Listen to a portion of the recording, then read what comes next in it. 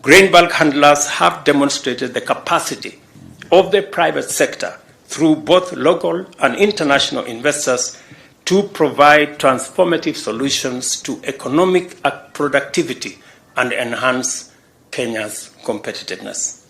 We welcome more private sector investors to pursue opportunities in our transport, logistics, and associated sectors. The Nairobi and Eldoret railway cities are some of the logistics and commercial hubs whose development is scheduled to commence this year and offers attractive investment opportunities. To encourage them, we have established a sound, predictable, and stable institutional framework with attractive incentives and guarantees to facilitate successful investment.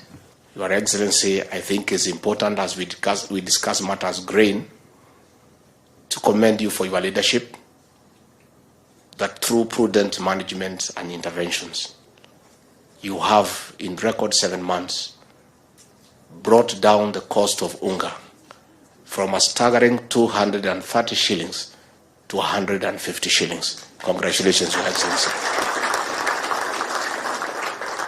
Your Excellency, you never went to look for money to subsidize unga.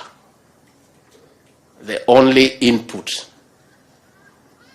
that has brought about this success of bringing down the cost of unga is good thinking and prudent management. The confluence of the rail system with the air cargo aspect, which is just next door, positions Nairobi very strategically as a regional logistics hub.